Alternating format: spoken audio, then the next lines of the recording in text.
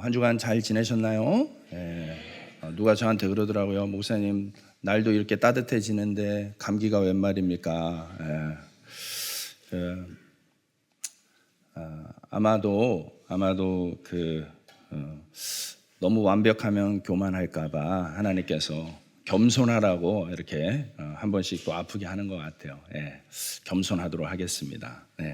지난주에 우리 몇몇 성도님들과 철로 역정이라는 책으로 독서 모임을 좀 시작했어요. 이게 한 7주 정도 예정하고 시작되는 독서 모임인데요. 이렇게 생긴 책을 가지고 이제 독서 모임을 시작했습니다. 저 책을 쓰신 분은 존 버년이라는 이제 영국 사람인데 1600년대에 이제 활동했던 분이세요. 그런데 이제 그 당시에 영국은 영국 국교가 있었습니다. 성공회라는 국교가 있어서 성공회가 아닌 종교에 대해서는 금지를 시켰어요. 그래서 이 존 버년은 청교도 신자였기 때문에 많은 종교적 탄압을 받으면서 무려 16년 동안이나 감옥에 갇히게 됩니다. 그래서 감옥에서 책을 쓴 거예요. 감옥에서 하나님께서 부어주시는 그런 영감을 깨달으면서 저 책을 썼습니다. 기독교인들에게 있어서요, 오늘날까지도 성경 다음으로 가장 많이 읽히는 기독교 도서로서 철로 역정을 손꼽고 있습니다. 그러니까 대표적인 책이죠. 여러분들 기회 되면 좀 읽어보시면 좋겠고, 철로 역정은 말 그대로 천국을 향해서 가는 길에 일어나는 여러 에피소드, 상황들, 이런 것들에 대한 내용을 담고 있기 때문에 굉장히 재미가 있고 또 우리 신앙에 아주 도움이 됩니다. 요번만 하는 게 아니라 요번 기수가 끝나면 또 다음에 또 다시 모집해서 하고 이렇게 당분간 독서 모임을 계속 순차적으로 진행을 할 테니까는 요번에 참여하지 못하신 분들은 다음 기회에 또 같이 읽는 시간을 가지면 좋을 것 같습니다. 제가 하는 독서 모임의 홍보를 잠깐 하자면 여러분, 이 부담이 없습니다.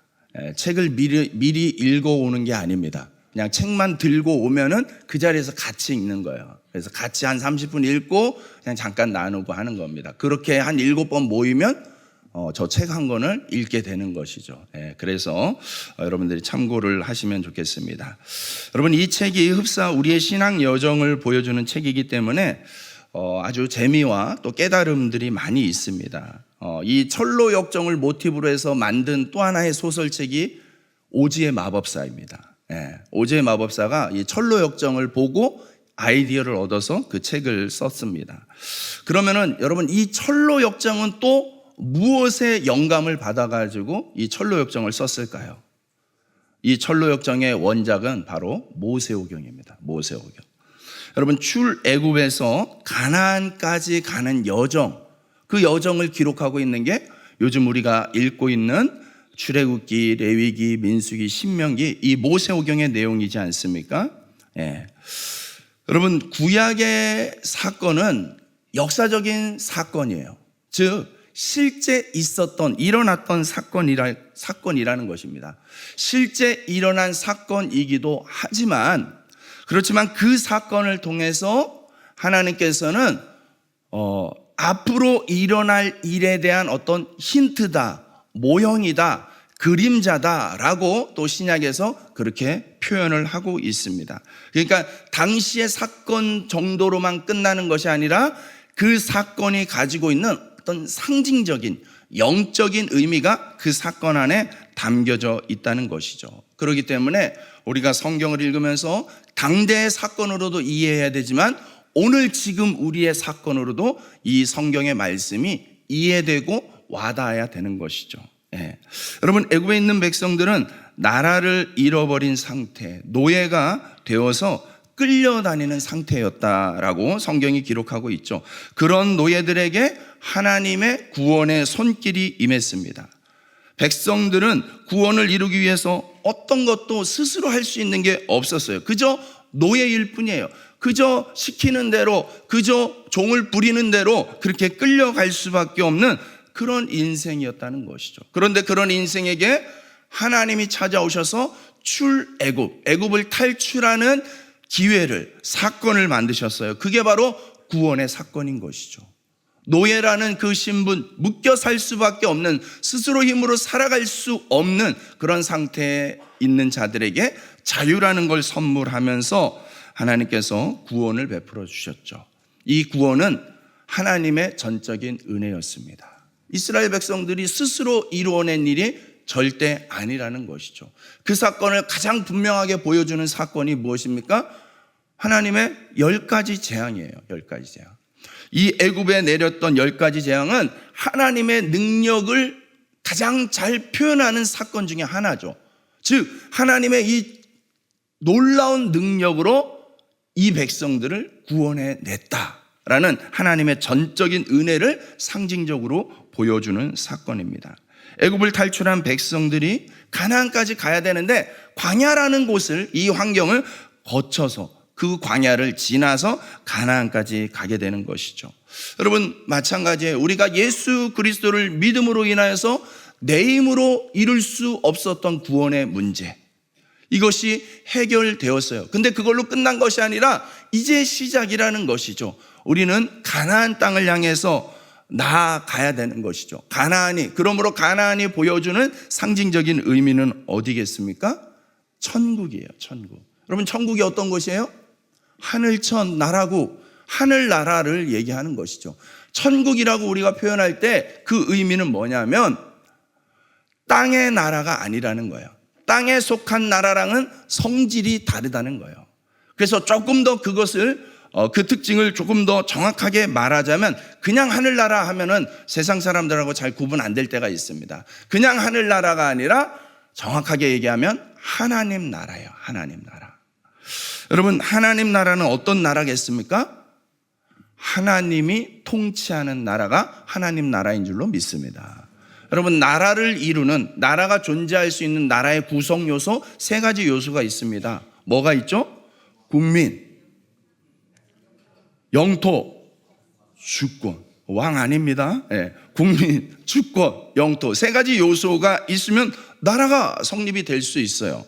여러분, 국민과 영토는 이해하는데 크게 어렵지 않죠. 직관적이죠. 국민은 그냥 구성원들을 얘기하는 거예요. 사람들을 얘기하는 거예요. 영토는 땅이나 공간을 얘기하는 것이죠. 그런데 주권은 약간 이해의 차이가 있을 수 있습니다. 여러분, 주권은 다른 말로 하면은 통치권을 의미하기도 합니다. 무엇에 의해서 그 나라가 통치를 당하느냐, 통치를 받느냐로 그 나라의 어떤 성질이 결정이 되기 때문에 그렇습니다. 여러분, 대한민국은 누가 다스리나요? 대통령? 영부인? 큰일 나죠. 대한민국은 누가 다스립니까? 헌법을 보면은 헌법 제1조 1항 대한민국은 민주공화국이다. 그러니까 민주주의에 의해서 운영이 되는 나라라는 거예요. 1조 2항에 보면 대한민국의 주권은 국민에게 있고 모든 권력은 국민으로부터 나온다. 이게 이 대한민국이라는 나라가 가지고 있는 가장 본질적인 성격이죠. 이 헌법이 보여주고 있는 법리상의 의미는 무엇입니까? 대한민국은 누가 다스리는 나라? 국민이 다스리는 나라라는 거예요. 대한민국의 주인은 국민이라는 거예요. 대통령이 다스리는 거 아닙니까? 이런 의문이 들 수 있지만 그 대통령은 주권을 가지고 있는 국민이 그 주권을 위임해 준 거예요. 우리가 다 같이 한 목소리를 내고 함께 막 나라를 하기에는 너무나 혼란스러우니까는 우리의 대표자로서 당신이 하십시오. 여기서부터 여기까지 당신이 하십시오. 해가지고 대통령을 뽑아서 세운 거 아닙니까? 네. 대통령은 국민이 권한을 위임해 준 것이죠. 그러므로 그 권한은 국민을 위해서 사용되어야 되는 것이죠. 그게 바로 국가에 대한, 대한민국에 대한 올바른 정의이죠. 여러분, 그렇다면 교회는 누가 다스립니까? 교회는 담임 목사님이? 교회는 성도가? 교회는 성도가 다스리는 거 아닙니다. 하나님이죠. 하나님이 이 교회를 다스리는 것이에요. 그래서 담임 목사로 세워진 사람은, 담임 목사는 성도가 뽑아서 세운 것이 아니라 하나님이 임명한 것인 줄로 믿습니다. 우리가 무슨 절차나 이런 걸 거치긴 했지만은 그 안에 가장 본질적으로 담겨져 있는 의미는 담임 목사는 하나님이 임명했다라는 것입니다. 여러분, 그렇다면 하나님 나라는 누가 다스리는 나라입니까? 하나님이죠. 하나님의 통치를 받는 나라라는 것은 하나님의 뜻, 하나님이 요구하시는 것이 이루어지는 곳입니다. 그게 바로 하나님 나라의 가장 본질적인 성격이죠. 여러분, 그렇다면 우리가 생각해 봐야 되죠. 하나님의 요구가 무엇일까? 하나님이 요구하시는 것이 무엇일까? 오늘은 그걸 생각해 보고자 합니다. 신명기 10장 12절 말씀에 한번 읽어보실까요? 시작.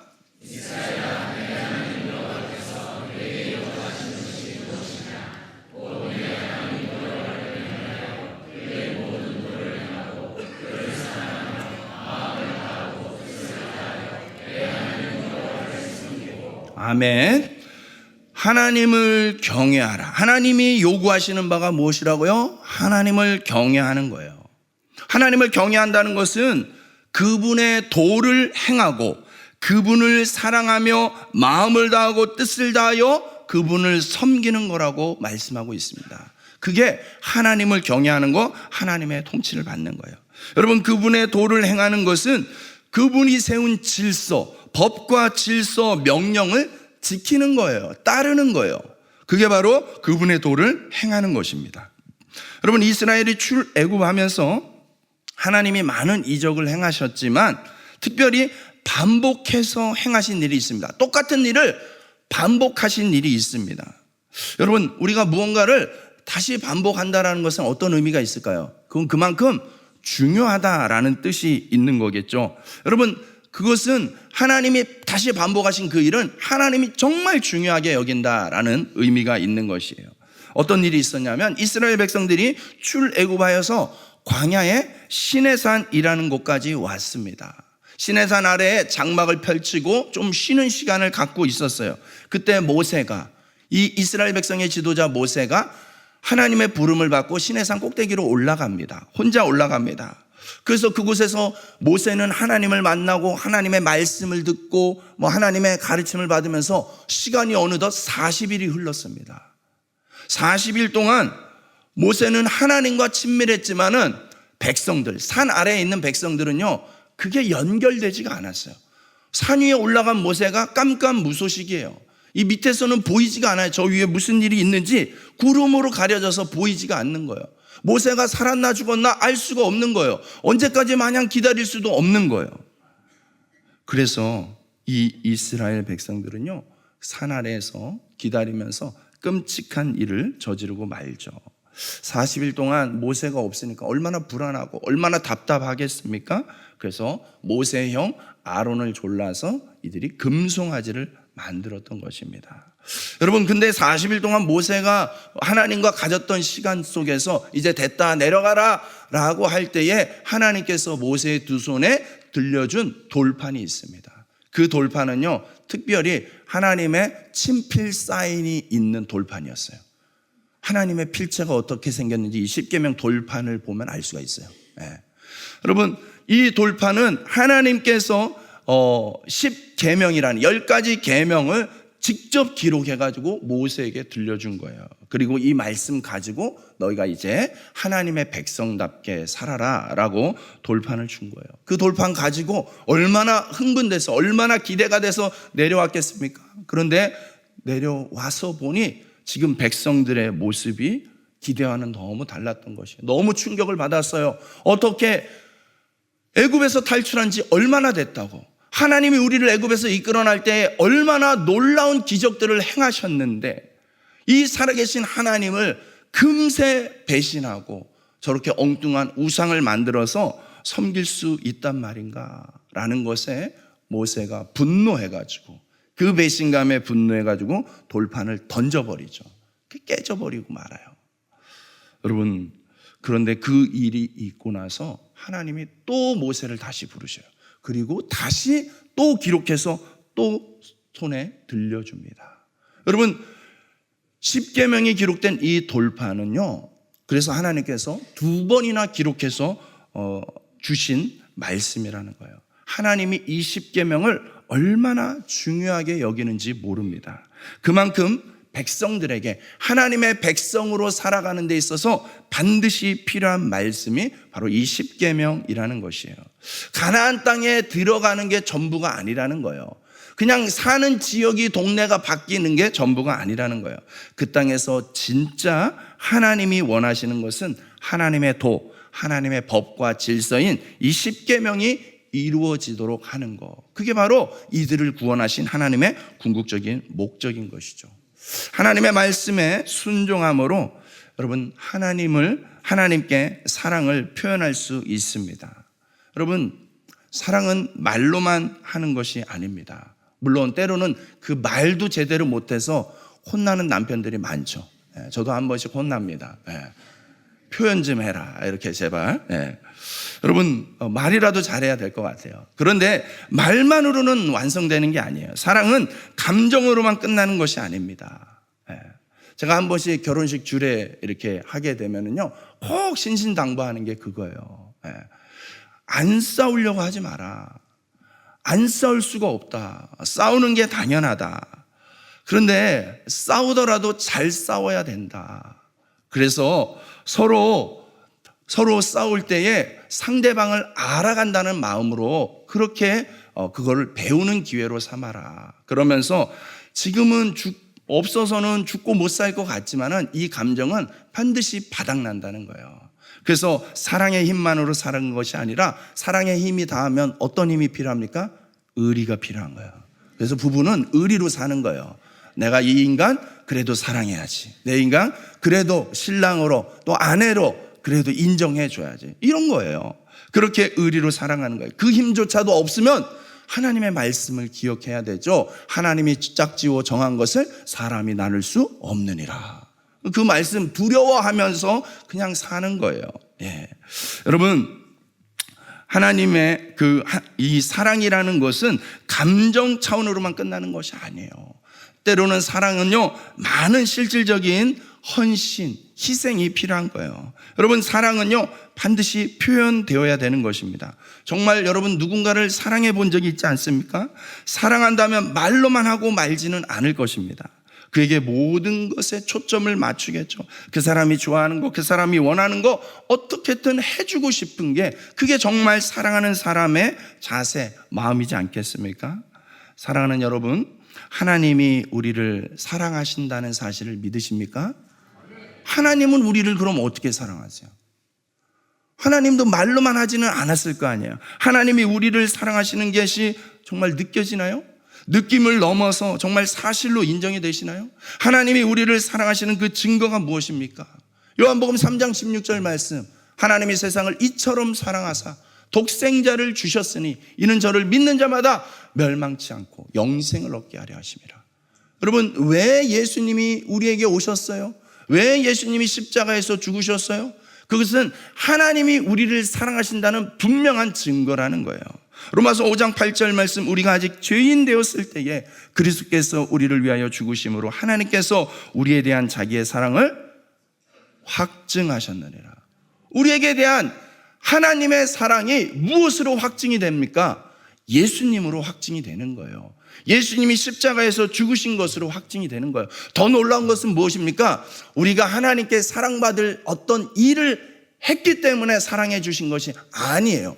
그런 조건에 충족되는 것이 아니라는 것이죠. 우리가 아직 죄인 되었을 때에 하나님 알지도 못했고 하나님 뜻에 순종하고자 하는 힘도 의지도 없었을 때였음에도 불구하고 하나님은 먼저 우리를 사랑하기로 작정하셔가지고 예수 그리스도를 우리에게 보내주신 거예요. 여러분 예수는 실제 이 땅에 존재했던 인물이라고 모든 세계의 역사가 증거를 해주고 있습니다. 그걸 부인하는 역사학자는 없을 거예요.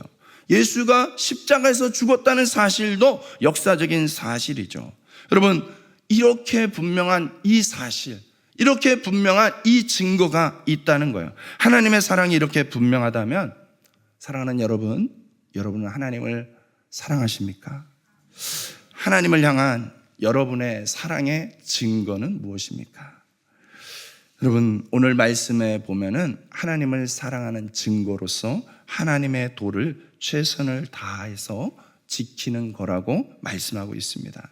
그래서 먼저 하나님의 도가 무엇인지, 하나님의 가르침이 무엇인지 아는 것이 중요해요. 그것을 알려고 애쓰는 것이 중요해요. 거기서부터 사랑의 시작인 거예요. 말로만 하는 사랑의 수준이 아니라 하나님을 실제로 진짜로 사랑하는 사랑의 수고를 감당하는 그 사랑이 시작이 되는 것이죠. 여러분, 하나님의 도가 무엇이겠습니까? 그것을 압축적으로 잘 정리해 준 것이 바로 이 십계명이에요.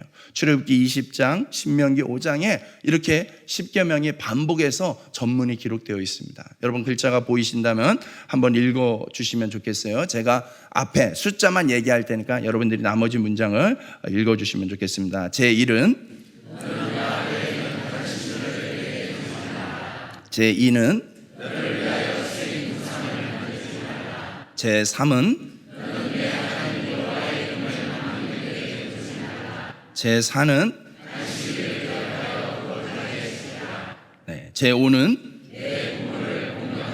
제6은 제7은 제8은 제9는 제10은 아멘. 여러분, 이게 십계명 내용이에요. 십계명 외우시는 분, 좋은 주일학교 나왔으면 외웠을 텐데, 외우지 못해도 돼요. 뭐 글자 있으니까 언제든 펼쳐서 읽으시면 되죠. 여러분, 중요한 것은 이 십계명이 우리 삶에 실현이 되는 게 중요해요. 실현이 되는 게. 여러분, 이 십계명 10개나 있기 때문에 또 복잡하다 여기시는 분이 있을까 봐 이 내용을 좀 정리해 봅시다. 여러분, 첫 번째부터 네 번째 계명까지는요, 그 대상이 하나님께 초점을 맞추고 있어요. 첫 번째, 너는 나 외에 다른 신을 내게 두지 말라. 나 외에는 다른 신이 너에게 있어서는 안 된다. 여기서 신은 의지하는 대상이에요. 하나님 외에 다른 것을 자꾸 의지하려고 하지 말라라는 거예요. 여러분, 누구를 의지하며 삽니까? 하나님만을 의지하며 살아가시길 축복합니다. 또 두 번째, 어떤 새긴 우상도 만들지 말라는 거예요. 하나님을 자꾸 형상화시키려고 하지 말라는 거예요. 하나님은 그렇게 어떤 형상으로, 이미지로 제한되는 분이 아니라는 거예요. 네. 그래서 함부로 유사품을 만들지 말아야 됩니다. 시내산 아래 이스라엘 백성들이 만들었던 금송아지, 그들 한편으로는요, 그런 식의 생각을 한 거예요. 모양이 이러면 저러면 어때? 그냥 이게 하나님이라고 생각하면 되지. 근데 하나님은 그것에 대해서 매우 분노하셨습니다. 여러분, 어떤 형상도, 하나님에 대한 어떤 유사품도 대체품도 만들지 말라라는 거예요. 여러분, 또 세 번째는 여호와의 이름을 망령되게 부르지 말라. 하나님의 이름을 함부로 악용하지 말라는 거예요. 하나님의 이름으로 함부로 맹세하거나 하나님의 이름을 팔아서 거짓말하지 말라라는 거예요. 여러분, 이 십계명은 아주 기본적인 원리의 내용이에요.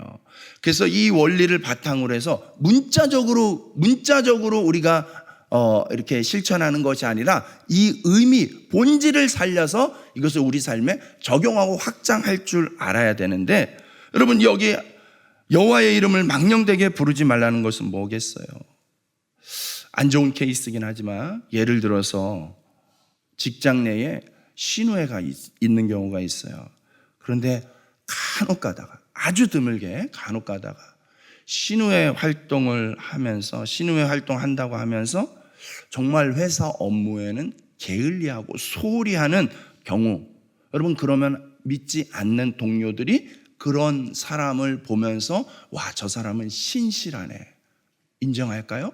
아니면 예수 믿는다는 녀석이 지 일도 제대로 못하고 저렇게 무책임할까, 비난을 할까요? 그러면 그 일로 인하여서 그 사람도 욕을 먹는 거지만 누가 또 욕을 먹는 겁니까? 하나님의 이름이 욕되어지는 것이죠. 여러분, 그런 거예요. 하나님의 이름을 망령되게 일컫지 말라라는 것은 하나님의 이름이 우리 믿는 자들의 삶을 통하여서 이 세상 가운데서 역시 하나님 믿는 사람은 다르네, 저렇게 하나님 믿어야지, 이런 고백과 인정들이 나오게끔 하는 것이죠. 그래서 단지 하나님 이름을 망령되게 부르지 마는 수준이 아니라 더 나아가서 하나님의 이름을 높이는 자리까지 나아가는 저와 여러분 되시길 주님의 이름으로 축복합니다. 그래서 정말 멋진 장면이 그런 거 있잖아요. 운동선수들이 막 운동해가지고 막 메달 땄을 때 기도하는 모습으로 했을 때, 물론 뭘 해도 싫어하는 사람은 싫어하겠지만 그 중에 또 많은 사람들은요, 얼마나 열심히 저렇게 해서 땀 흘려서 저렇게 결과를 얻어서 저렇게 하나님 이름을 높일까라는 그런 인정을, 고백을 하기도 하잖아요. 여러분, 또 네 번째 무엇입니까? 안식일을 거룩하게 지키라. 여러분, 이 안식일이 오늘날 우리에게는 주일의 개념으로 다가와 있는데, 여러분, 이 본질적인 내용이 무엇입니까? 하나님께 온전히 드리는 시간을 구분하라는 것입니다. 하나님을 위한 시간을 구분하라는 거예요. 물론 우리는 언제나 하나님과 함께 동행해야 되죠. 무시로 하나님과 동행해야 되죠. 하나님과 함께 해야 되죠. 그렇지만 정말 보여지게 확실하게 구분되게끔 하나님을 위한 온전히 구별되는 내 삶의 모습이 있어야 되는 거예요. 그렇다고 해서 세상에서 하는 일이 더럽고 추한 일이라는 것이 아니에요. 세상에서 하는 일도 너무나 존귀해요. 너무나 귀해요. 그렇지만 우리는 하나님의 백성이라는 정체성을 유지해야 되기 때문에 이렇게 함께 주일을 구분해가지고 이 예배, 공동체원들과 함께 예배 드림으로 우리는 이 하나님의 백성이라는 정체성을 유지하면서 하나님을 위하여서 시간을 내어드릴 수 있는, 나의 에너지를 내어드릴 수 있는 그런 헌신을 드릴 수가 있는 것이죠. 여러분, 첫 번째부터 네 번째, 하나님께 초점을 맞추는, 하나님을 어떻게 대할 것인가 라는 부분을 이야기해 주고 있어요. 그러면 그 뒤에 다섯 번째부터 10번째까지는요 보면은 사람과의 관계, 사회 속의 관계성 속에서 이야기하고 있는 것 같습니다. 여러분, 5계명을 보면 부모를 공경하라 라는 말씀은 무엇입니까? 부모에게만 잘하고 형제에게는 함부로 해도 된다는 뜻일까요? 그렇지 않죠. 여러분, 부모는 가족을 대표하는 대표적인 어른이죠. 부모는 곧 가족입니다. 그러므로 가족 모두에게 해당이 되는 거예요. 여러분, 하나님을 믿는다는 사람은요 가족에도 충실해야 되는 거예요. 가족을 위해서도 헌신할 줄 알아야 되고 가족에게 더 잘 섬길 줄 알아야 되는 거예요. 여러분, 가족을 주님의 이름으로 사랑하면서 잘 건강한 가정으로 세워갈 수 있기를 축복합니다. 여섯 번째, 살인하지 말라. 여러분, 살인해 보셨습니까? 이렇게 물어보면 참 끔찍하죠. 네. 육체적으로 피 흘려 죽이는 것만 말하고 있지 않다는 거예요. 성경에는요 누구를 미워하는 것만으로도 살인죄에 해당할 수 있다라고 말하고 있습니다. 여러분, 흉기가 아니라 모욕하고 상처 주는 말로도 사람을 죽일 수 있습니다. 그렇기 때문에 여러분, 이 모든 것에 사람을 대함에 있어서 우리는 살인하는 자가 아니라 살리는 자가 되어야 될 줄로 믿습니다. 살리는 자가 되시길 주님의 이름으로 축복합니다. 어떻게 하면 이 사람이 살아날 수 있을까? 어떻게 하면 이 사람이 힘을 낼 수 있을까? 어떻게 하면 이 사람이 잘 성장할 수 있을까? 건강하게 살아갈 수 있을까? 초점을 맞추고 그렇게 대하는 것이죠. 여러분, 7번째, 간음하지 말라. 단지 음란의 영역에만 해당되는 것이 아닙니다. 내 정욕이나 쾌락을 위해서 하는 모든 것들이 해당되는 것이겠죠. 그런 것들을 멀리 해야 되는 것이에요. 그러니 오늘날 문제가 되고 있는, 사회적으로 문제가 되고 있는 약물 중독 같은 것도 바로 이 계명에 해당이 되는 거예요. 내 쾌락을 위해서, 내 정욕을 위해서 하는 것, 지나치게 하는 것, 해되게 하는 모든 것들이 이 간음에 해당이 되는 것이죠. 또 8번째, 도둑질하지 말라. 여러분, 도둑질하면 우리는 꼭 어떤 남의 돈이나 물건을 훔치는 것 정도로 생각하지만 물건의 영역을 넘어서 남의 수고나 노력을 가로채는 것도 도둑질에 해당이 되는 거예요. 누구는 열심히 공부해가지고 정직한 성적을 받는데 누구는 부정행위로 쉽게 점수를 받는다면 이 또한 도둑질이 되겠죠. 내가 수고하지 않고 더 많은 이익을 챙겨가려고 하면 그로 인해서 누군가가 손해를 보는 일이 생긴다면 그 또한 도둑질이 되겠죠. 9번째 계명입니다. 내 이웃에 대하여 거짓 증거하지 말라. 이웃에게 거짓 증거하지 말라는 거예요. 남을 함부로 모함하거나 뒷담화하는 것도 이웃에 대한 거짓 증거에 해당되는 것이죠. 이웃을 욕되게 만드는 거 거짓 증거에 해당이 되는 것이죠. 이런 것들을 끊어내야 되는 것이죠. 마지막 10번째 계명입니다. 내 이웃의 집을 탐내지 말라. 남의 소유를 함부로 뺏지 말라는 것입니다. 남의 것을 존중하고 인정할 줄 알아야 되는 것입니다. 여러분, 10계명은 가장 최소한의 계명입니다. 가장 최소한의 계명이에요. 본질적인 내용을 담고 있어요. 이것이 시대와 문화의 차이에 따라서 적용점이 달라질 수는 있지만 그 원리는 변함이 없습니다. 그래서 이 10계명을 또 한 번 압축해서 예수님이 가르쳐준 원리는 두 가지입니다. 마태복음 22장 37절 39절 말씀이에요. 한번 읽읍시다. 시작.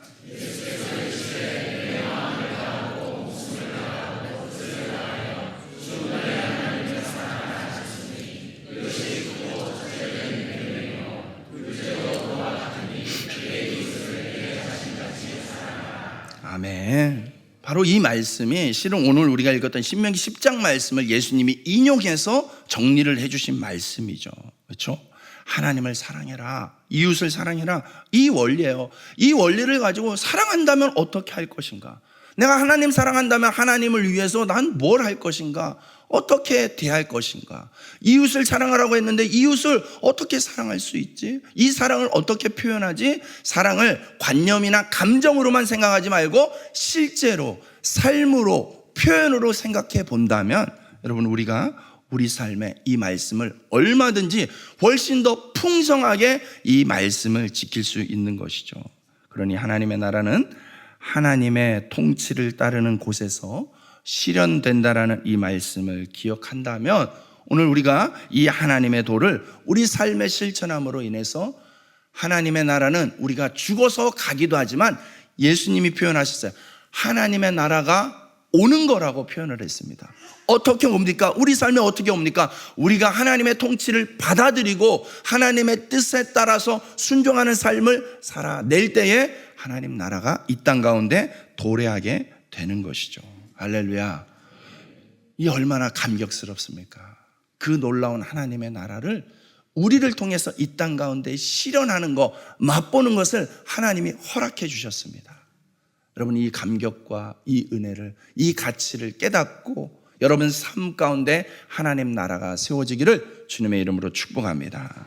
여러분, 잘못 들으면 하나님 우리를 기껏 살려가지고 우리를 부려먹는구나, 이렇게 오해할 수 있어요. 여러분, 이것은 우리를 구속하고 부려먹으려는 것이 아니에요.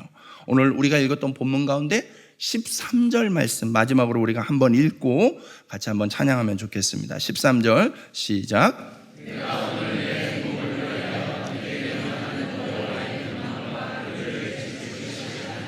아멘. 여러분, 이 말씀을 해주시면서 내가 오늘 내 행복을 위하여 내게 명하는 여호와의 명령과 규례를 지킬 것이 아니냐. 우리에게 이 10계명을 주신 이유는 우리를 또 옥죄이고 우리를 막 억압하고 하기 위함이 아니라 우리의 행복을 위하여 이 말씀을 주셨습니다. 하나님이 우리에게 이렇게 율법을 주신 것은 우리가 행복하길 원하는 거예요. 하나님이 정말 요구하시는 거, 기대하는 거는 행복입니다. 우리가 이처럼 살면 행복해질 수 있는 존재라는 거예요. 10계명을 억지로 막 지옥 갈까 봐, 혼날까 봐 무서워서 눈치 보면서 흉내내는 것이 아니라 전심으로 정말 하나님을 사랑하는 마음으로, 하나님 사랑하는 마음으로 그렇게 이 말씀에 충실하고자 하면은 그 삶 가운데 세상이 줄 수 없는 참된 행복을 경험하게 된다는 것이죠. 여러분, 우리가 왜 하나님의 나라를 이 땅 가운데 이끌어야 됩니까? 하나님의 통치가 이 땅에 확장될 때에 우리가 살고 있는 이 동네가 행복한 동네가 되는 것이죠. 이 구미가 행복한 구미시가 되는 것이죠. 이 대한민국이 행복한 대한민국이 되는 것이죠. 그렇게 만들어갈 수 있도록 저와 여러분들을 하나님께서 오늘 초대하셨다는 사실, 그 말씀을 기억하고 가슴에 새기고 이 한 주간도 여러분이 하나님의 나라를 실천해 나가는 저와 여러분 되시길 주님의 이름으로 축복합니다.